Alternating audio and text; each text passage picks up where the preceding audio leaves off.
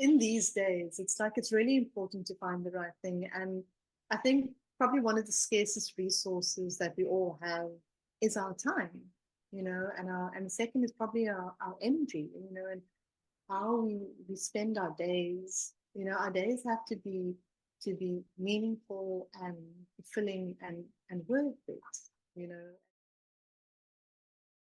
All right, namaste and welcome everyone. It is me, Nina Sachs from Yoga Awakening Africa, and I am delighted to be chatting a very long overdue chat with Priya. It is so good to see you, Priya. And I think like we were chatting just before we got on the call, like I don't know, our journey, our contact started in about 2008. I think when I started the Yoga Awakening Africa magazine, and kind of like it was out there and we were chatting, and I think you had also just done or completed your yoga teacher training, and you were kind of like this weird chick because you were also doing like Tai Chi and Qigong and all these other things and drawing them in. And I just remember kind of like seeing you on the periphery of things, but you always have like this lovely disposition, and you're always so welcoming and warm and like relatable, I think is the word. And I think over the years, kind of like I got to know you a little on social media, following you, and then the whole, for those who don't know you, like the story, the passing of your husband very early on while you were pregnant, and then moving into kind of like a life of supporting, helping people with acupuncture and cranio-sacral, and now your newest breathwork. Anyway, so that's a long kind of like quick recap on the last, I don't know, 15, 20 years nearly. Yeah. So why didn't you give everyone like a little bit of an intro as to maybe who you are, like, and how you got into, I think maybe like how you got into yoga, I think would be really interesting. How I got into yoga. Oh my And goodness. why like your yoga experience may be quite different to others. Oh, balloons, lovely. Look at that. I think unlike a lot of people who enter into like a yoga training, I didn't do so with the view of ever becoming like a yoga teacher. I actually had just left my corporate job, and I was trying to figure out what to do for myself. I needed like something for myself. So I delved into this what used to be a 2-year course at an undergraduate that they kind of compressed into a year. And that was amazing for me because that really gave me the headspace. And leaving the corporate world, I was staying at my parents' place, and I mean, I wasn't earning much at the time, but I was also practicing shiatsu, which is based on the theories of Chinese medicine. Still studying that as well, and I had a qigong and a tai chi practice, and those, yeah, even that the Tai Chi and the Qigong, which I later taught, they were also there because I was needing a support in my life. Every time I tried, I was in a very corporate environment, which didn't really suit me. And that's when my Tai Chi and my Qigong training started. And that kind of always roots me back to who I am, these practices of like yoga and Tai Chi. And kind of like walking this very strange path straddling both of those.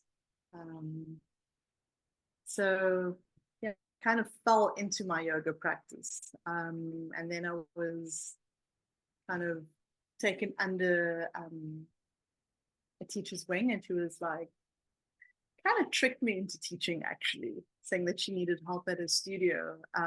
But that is the beginning of the end, because I think once I started teaching, I actually realized how much I loved it. And I really got a lot out of it. There's really something incredible, and to pass this on to like a group of people is something that definitely passes through you. And I think the teachers are the ones that actually get most of the benefits from any class from those.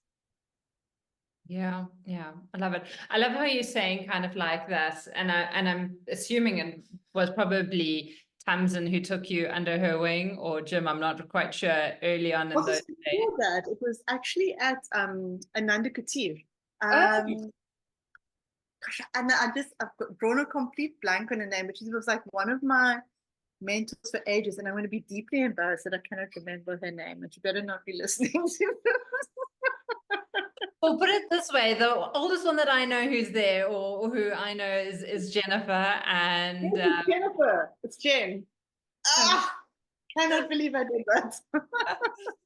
no, Jennifer is absolutely amazing. She's absolutely fantastic. And it's one of the, because we run the Academy of the Yoga and Ayurveda together, Yes, like I remember teacher that. training. Yes. So we've got that. And it's one of my tricks as well that I do with new students who kind of like live in the area and who are or live close to my studio in Interkai and are doing the training. And literally I'll say to them, like, once they've qualified, I need help. Can you just take on an extra class of this? Oh, so it's like a thing you guys all do. I think so, because it was one of the things my teacher did to me way back when. Yoga, she did that. She was like, I need help. Me and my mom, we didn't do the yoga teacher training to become yoga teachers. We just did it because we loved yoga and we wanted to do more. And then, like you were saying in your chat now, something just happens when you start teaching and you realize that there's this gift and you get from the students and you realize that there's something that you're able to pass on to them. So it's really, really lovely to be in that space. And so I do with all the teachers that kind of like go through who are nearby, I'll try and get them a class started. And, you know, if they continue teaching, it's great. If not, it really doesn't matter. Most of them are still there because we all have our journey that, you know, unfolds and progresses. What I'm quite keen to hear is none of the teachers that I've come across or have taught or anything like that have ever had this combination of the shiatsu or the Tai Chi practice or the Qigong practice. How do you find that that impacted your yoga teaching or your approach with regards to yoga? Look, I mean, I think they're both definitely fed into each other. The one thing that I think it's the thing of practices that you resonate with better. And what I loved about practices like Tai Chi and Qigong, um, and all these Taoist trainings is that they are circular, whereas a lot of the yogic training, there seems to be like this idea of simply ascending from root up to the crown of the head. So it's a very kind of almost linear process. And what I loved and I got the most out of is like this idea of grounding into the earth. And that it is the grounding down that allows the lifting up. And it's not only up and down, it's also backwards and forwards. Um, and I think that kind of understanding really resonated with me better. Yeah, yeah. It's so funny because when early on when I was doing my in my yoga journey, I went and lived in Taiwan for a year with my he was my boyfriend then, obviously ex at the moment, or now, I should say. And I was living with his mom, and in the mornings we would go to the park a couple of times a week and go do Tai Chi. And it was one of those things that I absolutely loved. I just totally resonated with it. But it was funny, as soon as I got back into Cape Town and into routine, I just didn't continue with it. And it just elapsed. And I think maybe it's got to do with like having a group of people around you that you can do the practice with, or having a coach or teacher or mentor or someone there that you can feel guided with and you know resonate with. I mean, I didn't speak any Taiwanese or Mandarin. They didn't speak any English. It was just literally like follow and feel. And I'm glad about my like yoga background that I could actually do that and feel into my body But like you're saying, it's really interesting, you know, like how you're saying that yoga, that you find that there's this, you know, linear way of operating, and that with these other practices, it's more, I don't know, not quite expansive like you're saying, but you know, it's to maybe the extremes and back in, maybe a bit more circular It's in a way. circular. It's circular, and also there's this idea of opening and closing. So we're not just simply opening things and closing things. We're really learning to feel into like what the natural rhythms are, instead of coming in with a very like conceptual idea of it and then trying to work it out through our bodies. And the other thing that I really love about this training is that so much of it is interactive. Whereas in yoga, and which I love, we have our mats and we have our space, and that is it, you know. Whereas when you're practicing something like Tai Chi, you really end up or have to test the degree to which you can and embody those concepts by interacting with other students. You do pushing hands, you do step rooting, you know. So I think in yoga, sometimes we can have the idea that we are doing something, but we don't really actually get tested. Or we may feel simply good because, you know, we are breathing and we are taking time for ourselves and we are somewhat aligned, but we don't ever really know, you know.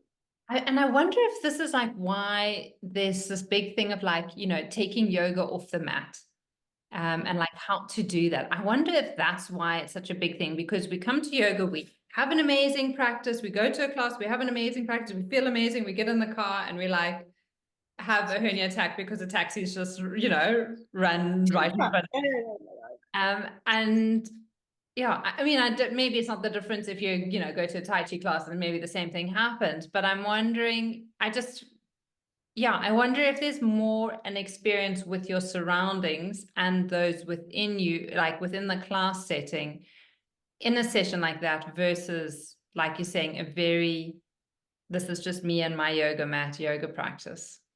And sometimes me and my yoga mat and my practices, and without knowing it, I'm still running like the same thoughts in my head. There's nothing, you know, to what degree are we disrupting that, you know? To what degree are we not mollycoddling, but indulging all of our little issues when we come onto a mat, you know? And I think why I really value the Tai Chi practice so much is because most of the time you've got somebody standing right in front of you, and your body is not going to lie. If you have tension in your chest, you're going to have tension in your chest and you're going to go flying across the room, you know. And if you're not rooted, well, you're not rooted, and it's got nothing to do with size or physical strength, you know. But I find also, you know, to do Tai Chi properly, it's probably the hardest thing I've ever done. In what sense?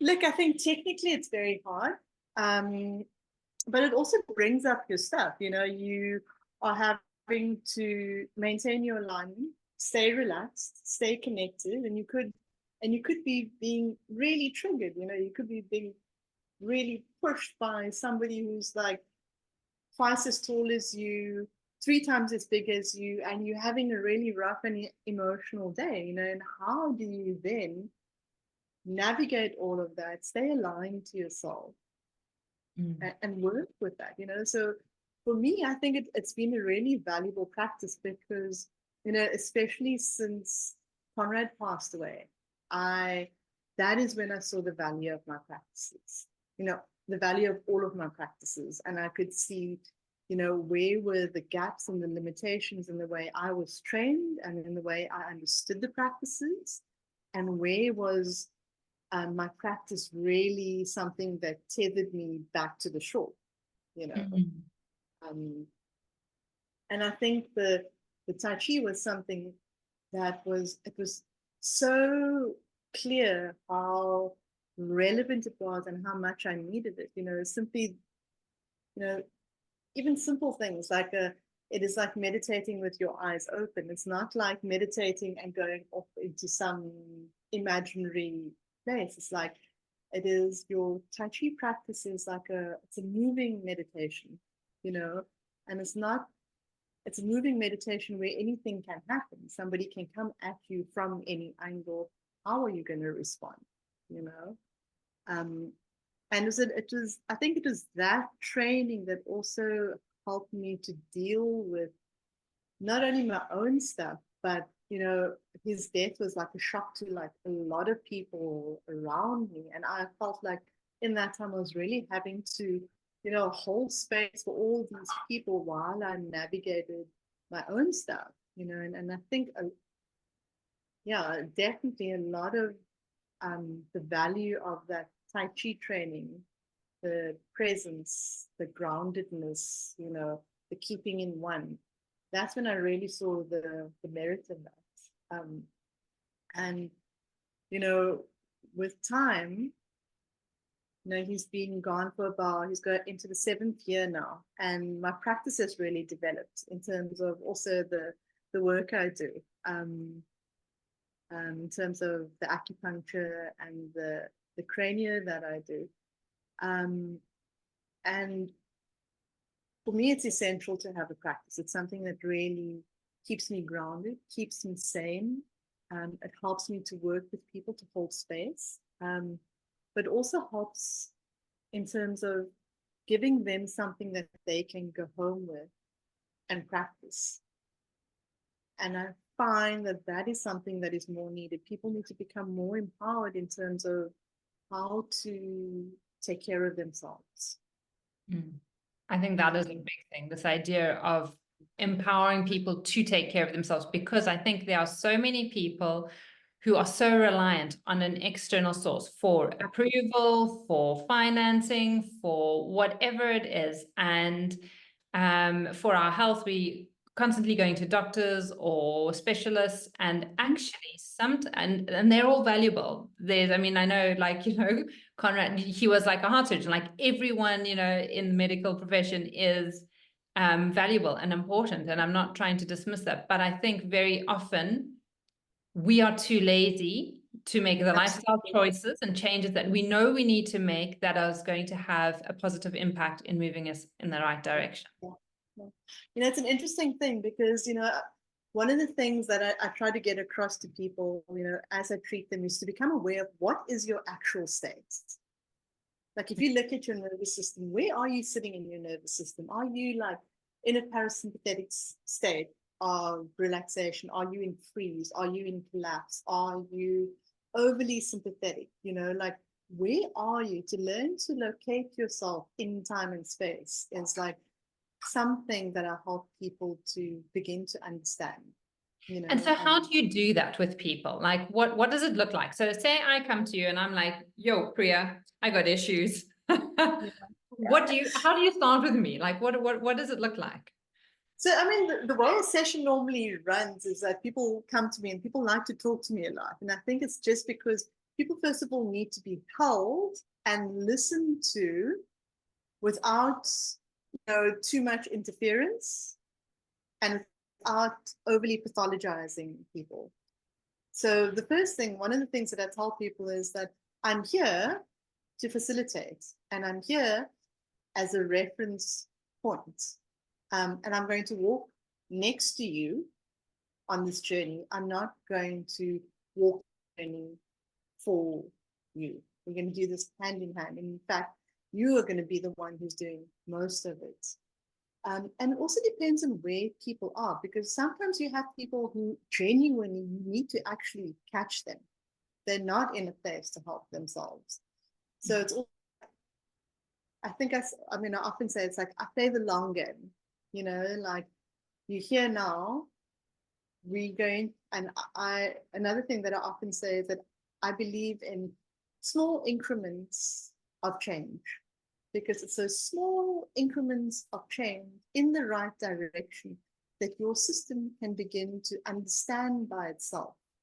And once your system really begins to understand and to trust itself, that is when the real healing begins and sustainable healing begins. Because there's no point really digging up a whole lot of stuff and healing a lot of stuff and then sending somebody into like a magnificent healing crisis. You know, we don't need that. Yeah. And yeah, go ahead. Let me not interrupt again. Go ahead. No, that's fine. Interruptions are good because I also go off on mad tangents. Okay, so kind of like what it's sounding like to me in a sense, and I had this conversation with Renee Lambert, who you probably also know and have come across. And when we did an interview, we were chatting about like yoga therapy, and it sounds like, in a sense, like what you offer and what you do is exactly that. It's like you take all the skills and the knowledge that you have. You take time to listen to the person and what it is they're needing, and then you're going to put a protocol in place for them as to what it is that is going to best get them to where they need to be going or want to be going. Maybe that's not always what they're wanting, but like a better direction than where they are right now. So it's quite interesting, like. And you don't call yourself a yoga therapist, I know that. What do you actually call yourself? I just call myself a therapist at the moment. And I offer these various modalities. So tell me, we had this little chat like about identity. So, and like identifying, becoming a yoga teacher and identifying like, now I'm a yoga teacher, or I am a Ashtanga yoga teacher, or a Hatha yoga teacher, or Kundalini yoga teacher, or a Tai Chi teacher, or, you know, like now I am a kinesiologist, like, or a CEO of something, or blah, blah, blah, like identity. Let's go there. Oh my goodness, I mean, to be honest, it's one of the things I find quite funny and entertaining in myself, to observe. And on the other hand, it's so limiting, you know. It's one thing to become skilled and adept at what you do and to fully understand and embody the benefits and be able to teach it or to transmit that to other people. But to go like, I am this and I practice this and this is better than everything and this is going to cure everything. I think it is, number one, I think it is not, it's not true. I think it is limiting you to the vast history of human, we have this treasure chest of human ancestry that we have available to us in this day and time. And we're limiting ourselves from that. And secondly, if we cut and paste and simply say that this one technique is going to solve everything, we are also potentially causing damage. And we are also potentially offering the incorrect medicine for the problem. Yeah. And that is one of the reasons also I started, I mean, I'm still very fresh into it, but I started this course with Ila Manga the beginning of this year after doing a foundations course last year. And she's called it this advanced practitioners course in breathwork. And what I like about that course is that it offers the right medicine for the right thing, you know, and that there are different breaths used at different times, and it's not prescriptive. It is, what I've seen so far of the course is that it's about educating people and bringing them into their own awareness of their breath and what it is that they are needing from their breath, what they are needing in their life, what they are needing maybe at a performance level to deliver, what they're needing to heal in their lives, you know. So yeah, and without disregarding, I mean, anything that I've learned or practiced, because everything has been incredibly valuable and incredibly sacred, but I'm very wary of saying that this one thing is the thing, because in my practice of working with people, I've been shown over and over again that different people respond to different things differently. Just please say that again, because I think everyone needs Luckily, we don't. You're really putting me out in like the furthest branch there. Like this, like that is so true. That is just so true. And I think, we get so caught up like that. I have got the thing or the tablet or the vitamin or whatnot. Like this has helped me. This is what you're going to need to help you sleep or whatever the story is. And it's like, Yes, yeah. no, we are all different. Maybe you need a foot massage. Maybe you need a hot bath, and maybe you need to go do a specific breathing practice. No, But completely. And also, this another thing that brings up is like really deconstructing this idea of particular states being better. Like it is better to be calm. It is better to be this. It is better to be that. It's like, are you sure? Better at what level? What is happening inside that person's system? Like, are we repressing symptoms? Are we diverting symptoms? Are we getting to the cause of what's coming up? Are we allowing people to bring up things that may put them into temporary states of discomfort, and maybe even the people around them into temporary states of discomfort, because we're able to navigate them through that discomfort to a better place? Or we're simply staying on the other side of the discomfort and kind of putting a blanket over those symptoms. Mm-hmm. And it's such a hard thing as well, especially like, for those who like maybe new in the industry, and everyone means well. No one means harm. Everyone like wants to help. We go into these, alternative healing modalities because we want to help.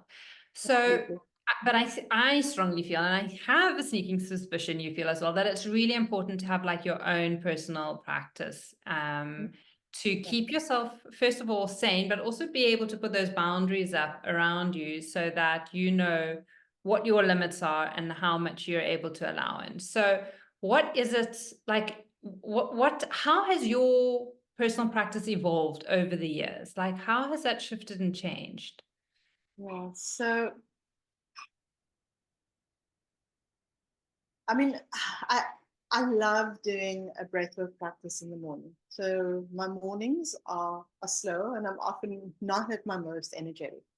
So in the mornings, I generally would sit and meditate. I do a pranayama exercise and some yoga if I have time. And it also depends on what time my daughter wakes up these days. So there's a list of priorities. That's At the moment, I've started also incorporating more lymphatic practices, because I could feel that there was a little bit of stagnation in my system. So it's almost like, so I do change it up from time to time, depending on what my body needs. In the evenings, so I go to Tai Chi at least twice a week, and I practice Tai Chi during the day. Like sometimes in between patients, I'll do like one short form or two short forms, and it really helps to regulate me and bring me back to center. In the evenings, I would meditate. I do quite a lot of practice, and like thinking it's become so normal to me that I don't realize how much I do. I do a lunchtime class, probably about 3 or 4 times a week as well. So I've kind of made my life kind of fits within a 5K radius at the moment. So I can literally walk from my studio where I practice my work to the Charlotte studio on Dunkley Square, do my hour practice in the middle of my day, and then go back to work for the second half of the day. Mm-hmm. So yeah, my days my weeks are quite interspersed with different practices. Yeah, and I think it's really important. And what I love that you're saying, Priya, as well, is like it's dispersed throughout your day. It's not like there's just like, your morning practice and then that's it. But you actually interspersing movement throughout the day between clients. And I think that's what is super healthy.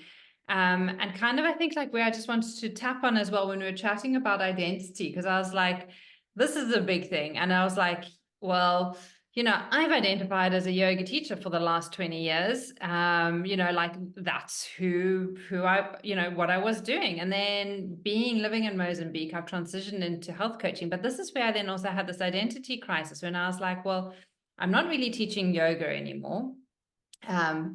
I am a qualified yoga health coach. You know, we've done a lot of Ayurvedic training in it. So in a sense, I do Ayurvedic lifestyle coaching, but like, it doesn't feel right to call myself anything. So like, you know, when you've got to like put your business plan together and like what you Yes. like, but I'm just Nina. I just want to help people. Like, I just want to help women, you know, create time and space in their day so that they can like function and operate, you know, and know what their priorities are, and know like that their daughter, you know, like that is key priority. And sometimes that means that like my yoga practice or my breathing practice is going to have to slip down a little, because there are certain things that do have priority. In my life, it is my dog. At the moment, the husband comes down a little lower. He gets food a little less regularly than you would like, I think.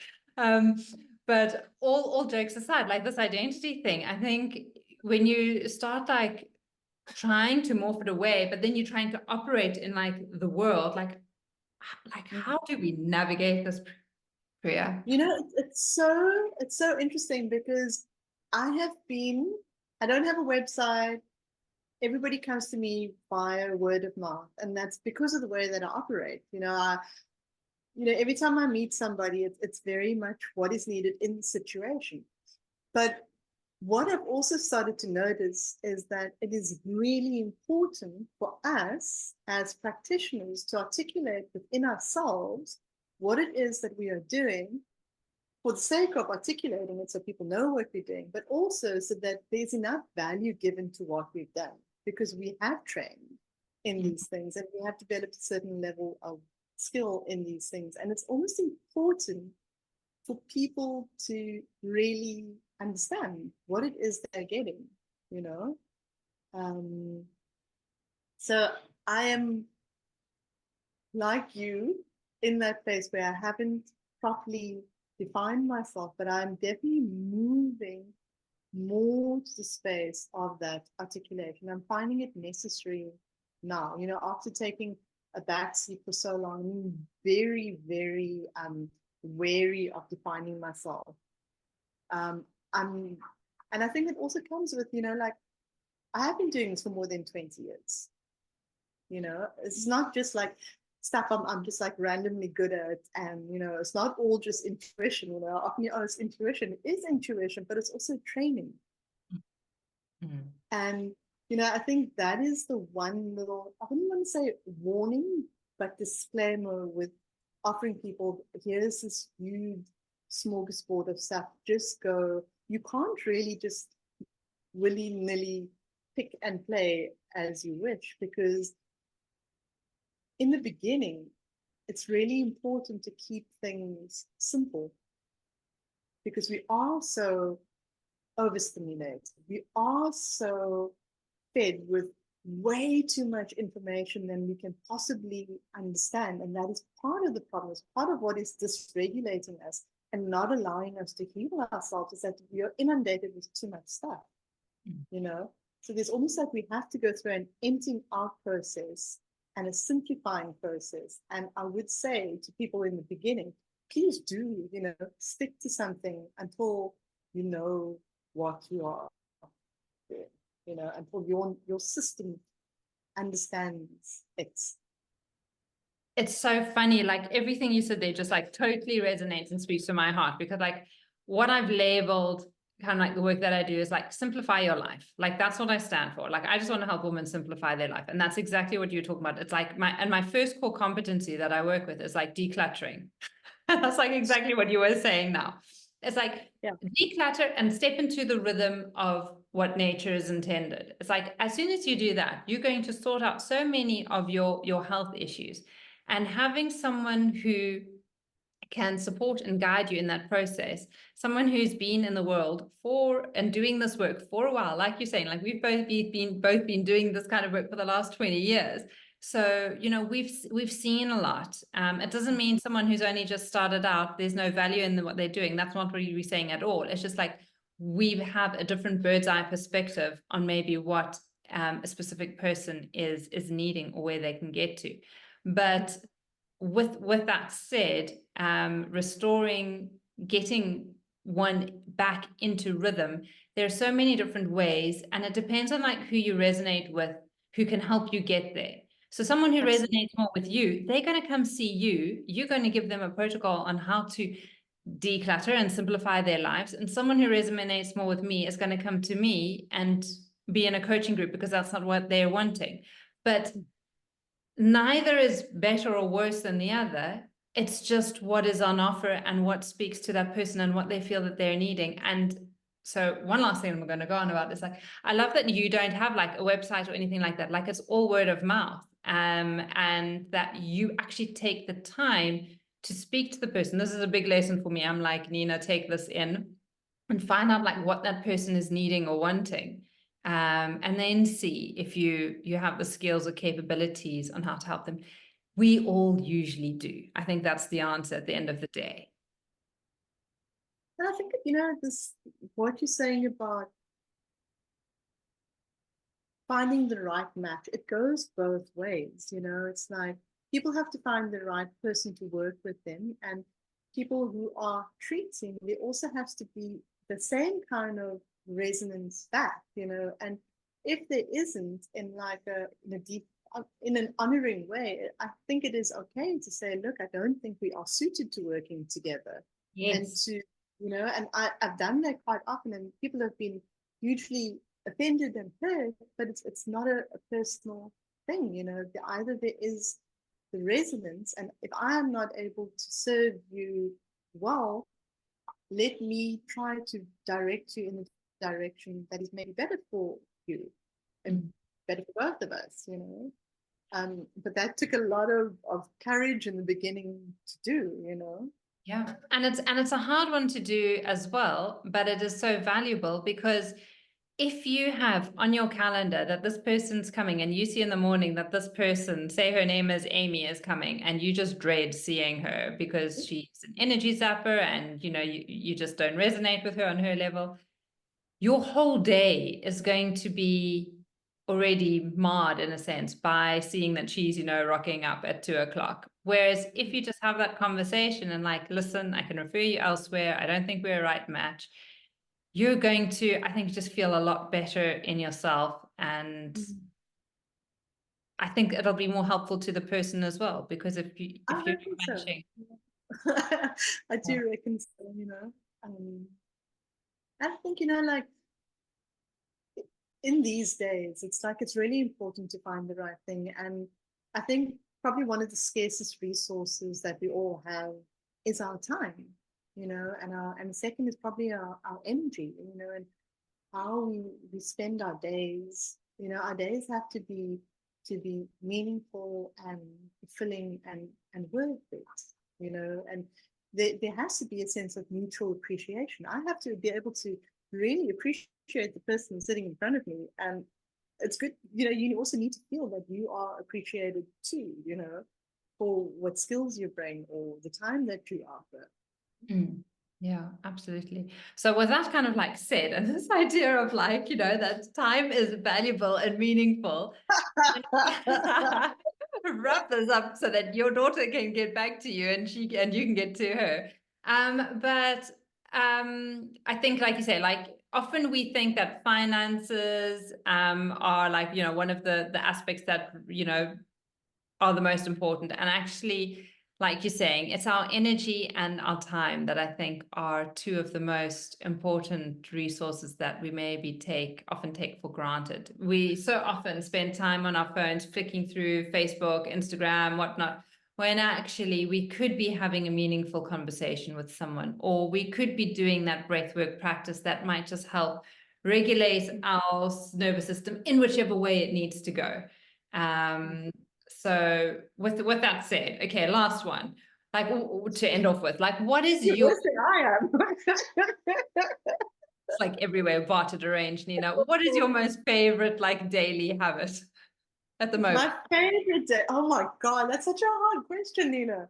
My favorite daily habit. Oh my God. Well, I'm going to Tai Chi right now, and I'm actually really excited because I haven't been in 2 weeks, and it is probably my favorite.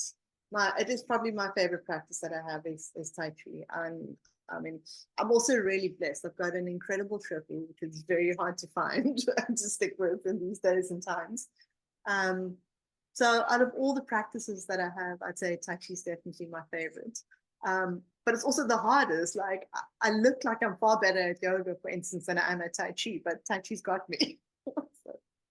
I love it. As that sort of reminded me, I think I'm going to like maybe throw on a YouTube video in the middle of nowhere where I am here and just like see if I can pick up one or two of the forms that I did, because it's just so lovely. I mean, it's, you know, you don't really forget it in a sense. It's more the essence of how it is, the energy that you experience when you're doing those forms. So Priya, thank you so much for being here and for having a chat with me and delving into all things yoga and Tai Chi and kind of like identity evolution and what that is all about. Our conversation has gone like everywhere and I love it.